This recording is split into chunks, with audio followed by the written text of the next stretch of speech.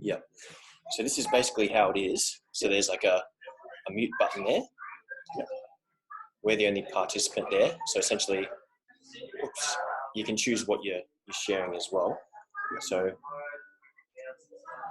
I've got it set to automatically record. So it'll just start recording us there. If you want to chat to someone, you can do that. You can mute this one. So basically during working time, you can potentially mute that. Press mute so that way they're not getting static.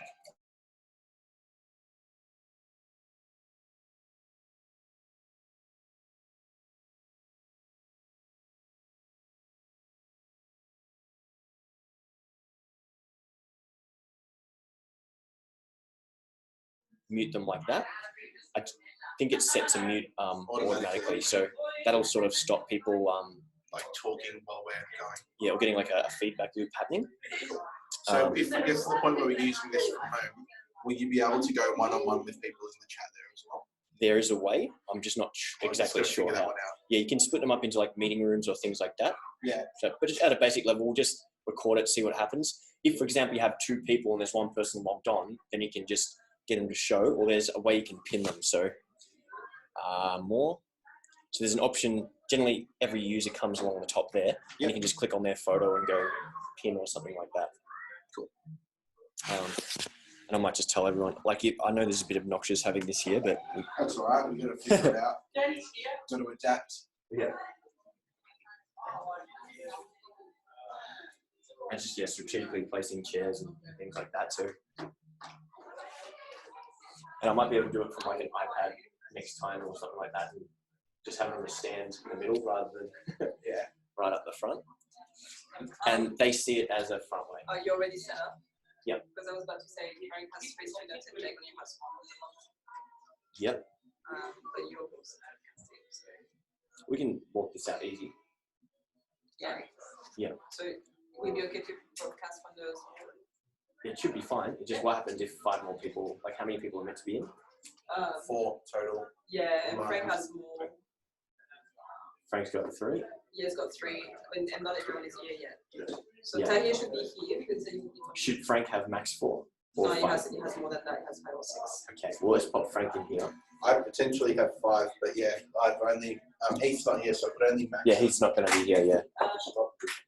Do you need help with the setup? No, it's okay. Hello, Ben, stranger. Yep, you're back. You normally with Jake? Yep. We're going to move into this one. Yeah. Watch your heads. Let me come through. Yeah. Hello, Wolfgang. Hello. Get your act together. Yeah, but you're not guitar stuff there. Yeah, look, get your act together. Well, I'm giving you it's hard to find help anywhere. Unbelievable. I'm giving you more Frank. Be grateful. Thank you. You know I'm only joking. Yeah, I know. Not. Once again, though, you've got students on this. Oh. There you go, Ben. I'm good, thanks. That's a good now, hopefully. Oh, cool. Awesome. Just going to go steal a. Oh, wait. So it's going to be a one-on-one, but we're going to try a stream thing so anyone who's not here can watch the warm-up later. Cool.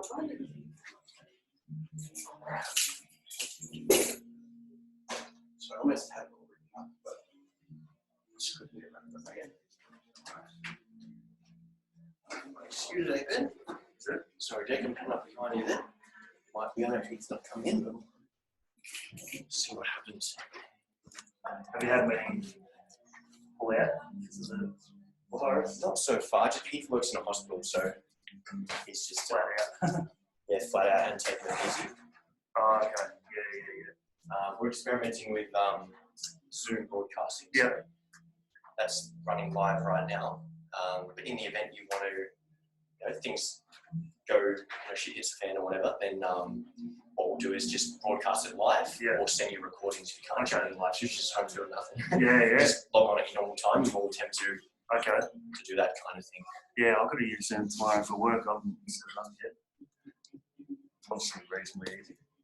Yeah, like I just emailed everyone a I saw the email. Oh, the link. oh, the email came through. So you have to download a program. Yeah.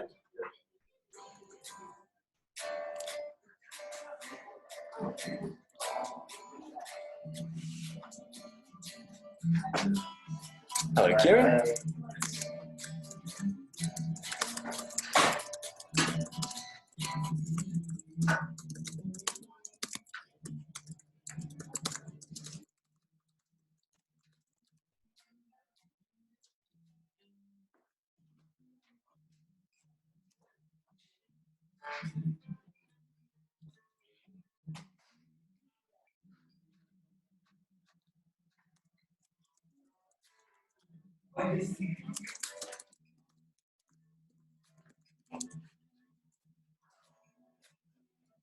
Might you need to use that acoustic for this hour, Michael? Just no amp. Yeah, go for it.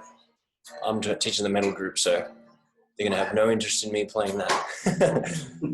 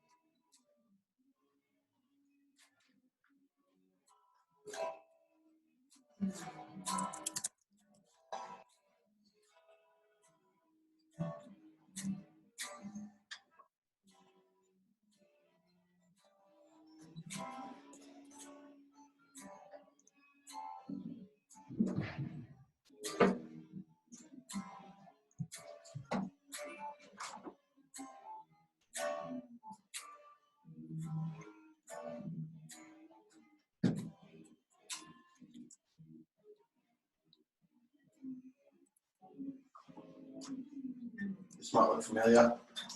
Trying to figure out what that is. You'll know what I reckon as soon as you hear it.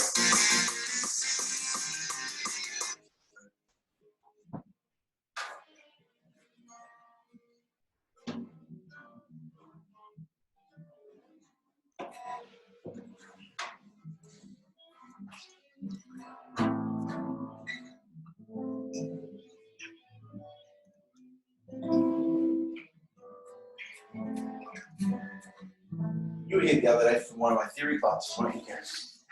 I think I was. That'll be helpful. Well, I reckon we're probably good to start. I don't know what's going on with that, but we'll just start anyway. Says recording. So, I might shut that door. Just quickly before we make the start, we just have a couple more policies in place at the moment because of the pandemic at the moment. So one of the things that we're making sure to do, like I'm doing it between classes as well, is just washing our hands before we start. So we're doing like a compulsive hand washing thing at the moment, just to make sure you guys are safe. One of the other things, and it won't affect you guys because you bring your own guitars, but if at any point you come in and you don't have a guitar to use, again, always welcome to use one off the wall, but we leave them on, there's a stand in the main room. Okay. And that way at the end of the night they can get disinfected. Okay. So we're just taking a couple extra precautions at the moment while things are still up in the air, just to make sure everyone's safe. And otherwise, if things get more severe or if you can't make it in for whatever reason, I think we're looking at doing more of this. So that way no one's missing out on content and we're still able to learn. Cool. So if anyone finds themselves in, what do they call it, quarantine or whatever, there'll still be stuff to do. So I'll walk you through Diads. I think we've done these a little while ago, and I thought this might be a good one to brush up on, because there's a few other songs that I've listened to recently that actually, not only do they use the idea, but they use it in these positions here too. So Kieran, we did theory a couple, like last week actually, didn't we? How would you describe a chord? 3 notes with a root. Like the middle one gives it its tonality. Yeah, so we've got the first, gives us the root note. If it's like a C chord, it'll say this is a C chord, some description. What was the next one? So we had one that gives us tonality. Do you remember what number that was? The Third. So we've got the root, we've got the third for tonality. Tonality is a fancy way of saying, is it major, is it minor? And what was the last one that we had? The 5th one, which is for strength. 5th one is just strength. Awesome. So the 5th is like when we play a power chord, we're just playing the 1st and 5th together, which is why they are neither major or minor. So the 5th just gives us strength.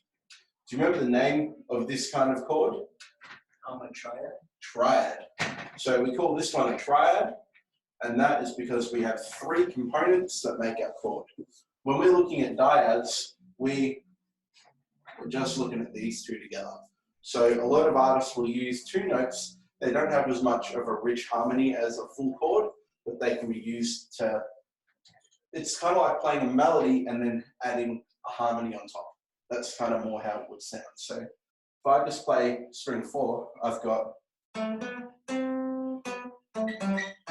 that's like its own melody there. Really memorable. This is Rihanna by Fleetwood Mac. And if I go either a major or minor third up on string 3, I get this note which will be a harmony, but if we do them together, it'll play as a dyad, a 2-note chord. So here's the harmony.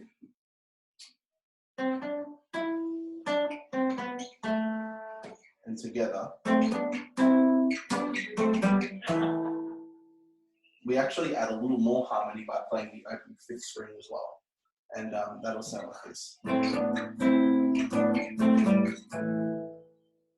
So the trick to memorizing if it's a major or a minor dyad, there's 2 ways. You can just use your ears and go between one shape or the other. So if I'm looking at this one, or if I'm listening to it, and I can't figure out if it's minor or major, it's this shape. If I do this one, I can hear, okay, that's major, so this must be minor.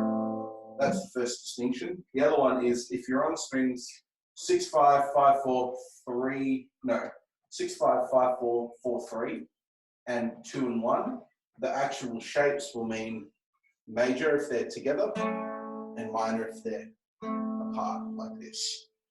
3 and 2 is the only string set where it won't work because of the way the guitar's tuned. Is that making sense?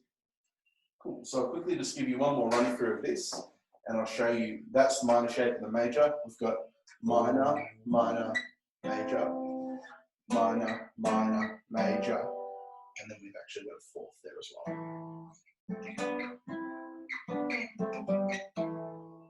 And I'll get you guys to actually warm up with this in the Rhiannon sort of position. Once you've done it though, we'll have a look at some other strumming patterns. Use the same ones to do stuff like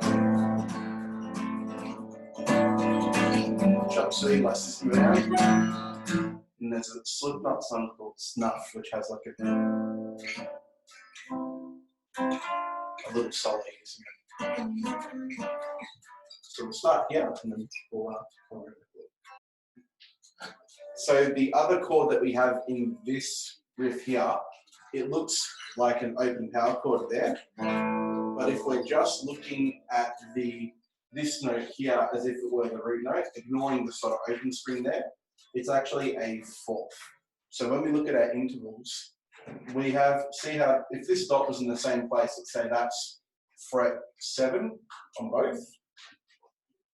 We start with this one on fret 5, then it moves up to fret 6. So we've got minor to major. And if we go 1 semitone up from major third, we actually get this 4th, where they're both sitting right directly on top of each other. So if you've ever heard of like a suspended 4th chord before, or a sus4, that's typically where they take a chord and they might replace the major third, which might look like this, with the next note up, which would be a perfect fourth. And when we go from a major third to a perfect fourth, if I take the note that makes the chord major and push it up one, it's suspended at kind of, oh, there's the tone up. It kind of hangs like that. So it's got a kind of light, airy kind of sound to it, but it riffs like April Sun Cuba. Like that. They sound really nice. In this context, that's not actually the root note there. That is. So it's actually a major chord, but that's something for another day. That's a first, a fifth, and an octave. But if that was the root note, that little shape there, that's a fourth. Also known as a double stop. So I'll give you another minute on that, and then we'll go to chop suey. Live again. I'll quickly show you guys the next one. You're welcome to continue working on Rhiannon, but this one's going to give you a little bit more to do in terms of strumming, and you can actually be a little bit more free with what strings left open. So we've got 4 positions here. We've got minor, minor, major, and major. But what the cool thing about this riff is that you can actually play pretty much everything but string 6. So even if I'm making 7 and 5 like that, I can still strum all of them in each position. The tricky part is the strumming pattern.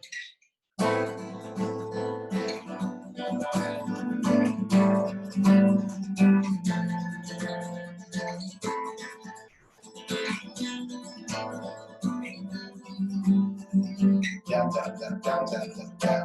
I'll write that up. Down, down, up, down, up, down, down, up, down, up, down, down, up, down. Oh, that's a tricky one. I'll figure it out. I'll write it on. Or if you like, even if you just want to get the actual shapes down, you can still strum all of them. If you want to get used to that, then I'll write that rhythm up. Making sense, Kieran? Cool. So these are on the Same strings. So I'm still trying to work out the rhythm because this is actually quite tricky. I figure if we have, it's very drum circle-esque, so if we can get just the rhythm without actually writing out what beats it kind of lands on, it might be a bit easier. But if I were to play this as if it were like a beat, it would be down, down, up, down, up, down, down, up, down, up, down, down, up. So these are the points of emphasis. Down, up, down, up, down, down, up, down, up, down, down, up. There you go.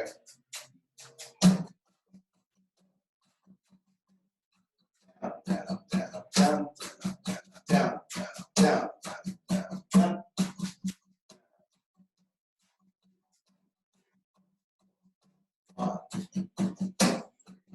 It's tricky. But when you put that on each chord, down, down, down, up, down, up, down, down, up, down, down, down. You play that through for each chord? For each chord.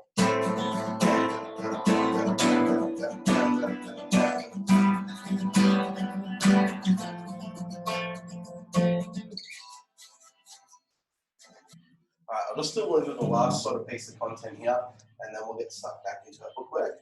But what we can do with this, I'll try and face the thing. Here's all the possible positions that we can harmonize the scale. So if remember we're talking about the Diads, they're like, we could look at them as a form of a chord, but we can also look at them as like just harmonizing. So if I were to play just through the bottom line here, this is just running through diatonically, which means within the scale.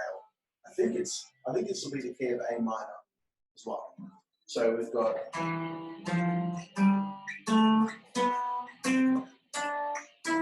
so that's the bottom string. And then we've also got and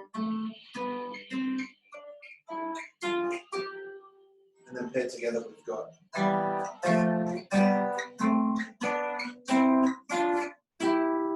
you can do that same thing from chop suey.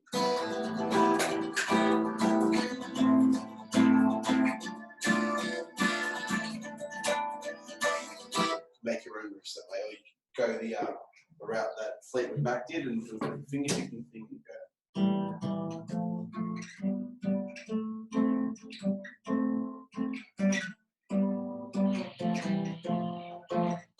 So this is more the creative component that goes along with it. All we're doing is harmonizing. So I might give you guys a bit longer on this one, see if you can come up with your own riff. I'll let you pick if you want to pluck it or you want to strum it. Just pick, even if you pick 4 of these sort of pairings, put them together, see what kind of sounds you can get out of it. Are they kind of written straight enough that they're going to be readable? I kind of go on an angle at the moment in this board. Cool. I'll pop the timer on and we'll see how you go. Last thing I'll show you with this Diads idea. So we've all been sort of mucking around, and I'll come and hear what you've got, Kieran. The song Snuff by Slipknot, they kind of just run these chronologically back and forth. So the actual song, the riff is kind of like that. It's just an A minor and an F, and there's these little instrumental interludes where they just start here and they go, oh, was it the same? Sorry, start here.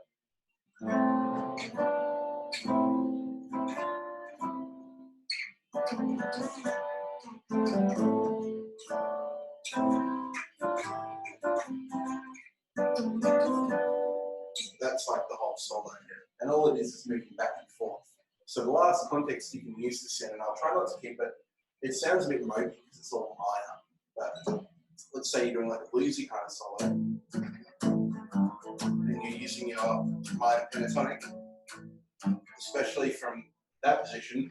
These 3 right here are ones that you can go to. So minor.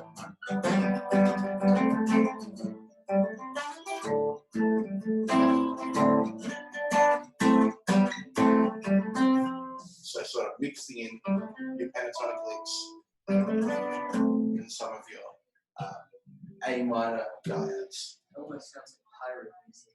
Actually, it does quite a bit sound like, yeah, I can hear that for sure. So that's the last context. I might come around and I'll see how you went with making your own sort of riffs out of these. You can give that a go, or we can get stuck back.